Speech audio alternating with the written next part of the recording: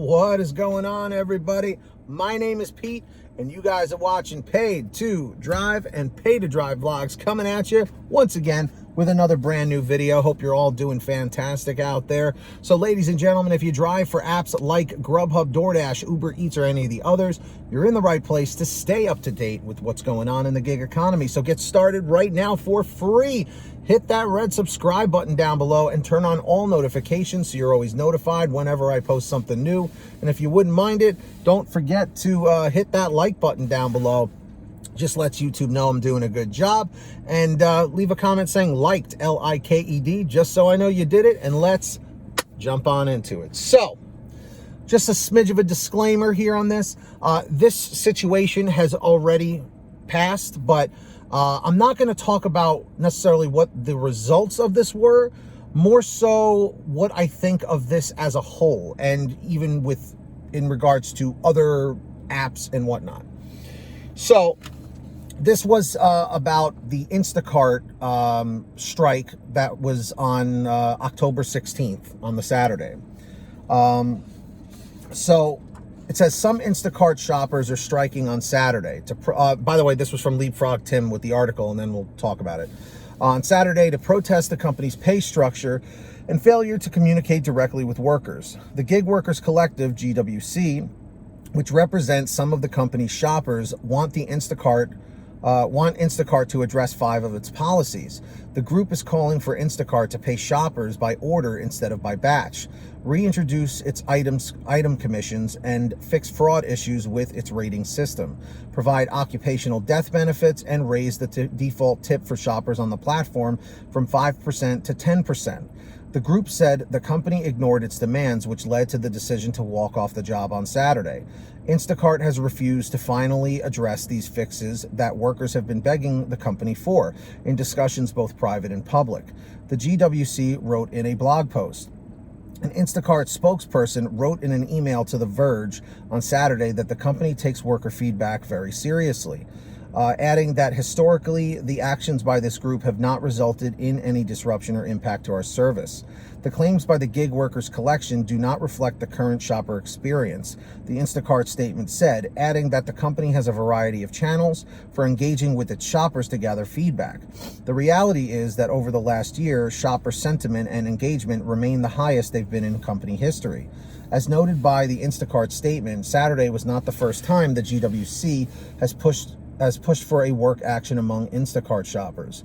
The group organized a boycott of Instacart in January 2020 to encourage the company to reinstate the minimum 10% tip, and staged a walk-off in March 2020 to protest the company's lack of sick leave and protections for workers from the coronavirus. Following the March 2020 walk-off, Instacart said it had seen absolutely no impact. Now keep that in mind on its business as a result, but a spokesperson for the GWC pointed out that several days after the March walkout, Instacart said it would provide its shoppers with health and safety kits that included masks and hand sanitizers, 2 items that were among the workers' demands. But the thing is, DoorDash was doing that as well, and that was just to make sure that the workers were alive and well to keep working. So keep that in mind too. The GWC spokesperson added, the walk-offs are about more than disrupting the company's operations. It's hoping to change the narrative around Instacart's plans to go public later this year. It's been a huge success, the GWC spokesperson said of its past efforts. Prior to this, the media stories were about how Instacart's prepping for an exciting IPO. Now the stories are focused on their exploitative practices. It's also not totally clear how many of Instacart's workers the collective represents, but its spokesperson said the company's claims that the group doesn't speak for the majority of its shoppers is incorrect. Instacart knows that we're speaking for a majority of its shoppers because they hear about these specific grievances nonstop. The spokesperson said, we hope Instacart's customers are watching how the company handles this. So here's the deal with this. I think it's great that Instacart shoppers or drivers, or however you want to refer to them, they say shoppers. I think it's great that these people are coming together to stand for a cause they believe in for better benefits and things like that. But as I've said in the past, and as others have said in the past, the problem with this is, like how this article mentions about the disruptions in service, in order to really, really, really make the impact that you want, you have to heavily publicize beyond the internet, okay, about getting enough shoppers to stop working. Okay, other people have said it, other creators have said it, people in the comments and social media. Strikes do not work unless it is like the majority of people working say, screw it, I'm not doing it. Remember the Verizon stuff that happened like basically 10 years ago in 2011, where there was the huge Verizon worker strike? The whole thing here is that people have to come together by the masses. It has to be to the point where these companies can't function unless, they do something about it. But if there's a few thousand people doing it, but they still have hundreds of thousands of people working, they're like, that's just a blip on the radar. The service is not even impacted at all. And this goes for DoorDash, Grubhub, Uber Eats, and all the other apps as well. If you do not have the majority of workers on board, nothing's going to get done. They mentioned about the PPE stuff, the personal protective equipment. That's what a lot of the companies were doing. They were giving out the masks and the hand sanitizer stuff. That's great, but they're doing that almost not to really be nice. They're doing it to ensure that their drivers and their shoppers are still able to work, because otherwise then they lose money. If people are sick, then they're definitely not working. So the fact is, the thought of a strike, I think, is a good idea, but it's poorly executed because you're never going to get everybody on board. So that's my 2 cents with it. I'm not saying to not give it a try, but if you don't have the majority of people working, or if you don't cause that disruption in service, you're never going to get the things that you want.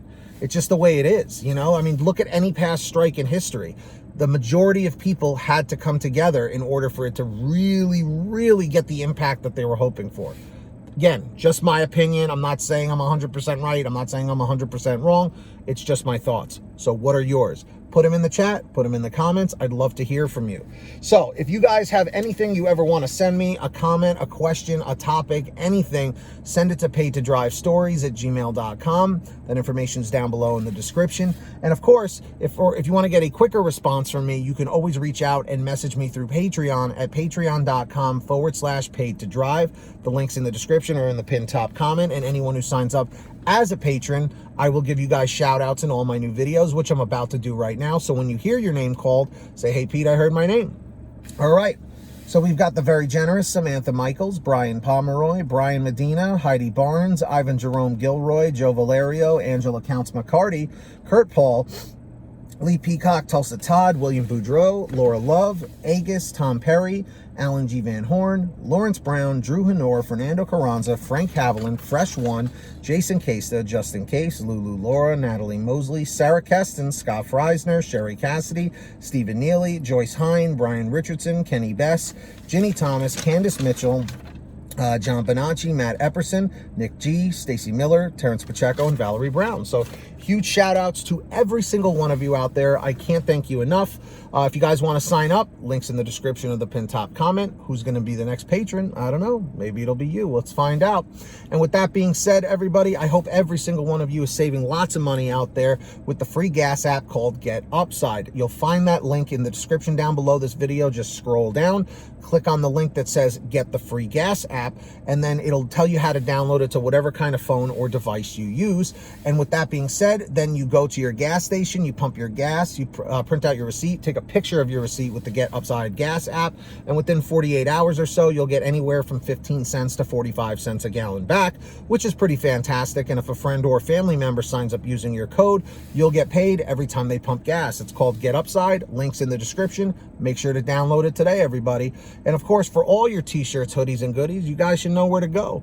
paidtodrivestore.com. Links in the description or the pinned top comment. We've got lots of brand new designs, colors, sizes, and all that good stuff on sale every day for all your t-shirts, hoodies, and goodies. paidtodrivestore.com is for you. Links down below. If you made it to the end of this video, I'm very grateful for you all. Let me know by leaving a comment saying END419, END 419. Just lets me know you made it to the end. Don't forget to hit that free red subscribe button and turn on all notifications if you wouldn't mind. And hit that like. Just tells YouTube I'm doing a good job. And leave a comment saying liked, L-I-K-E-D. Just, lets me know you did it. Till next time, get that money, get that honey. Keep hustling, keep bustling. And we'll see you next time right here on Pay to Drive, Pay to Drive Logs. And as always, drive safe, be well, and we'll see you on the next one. Peace. Later.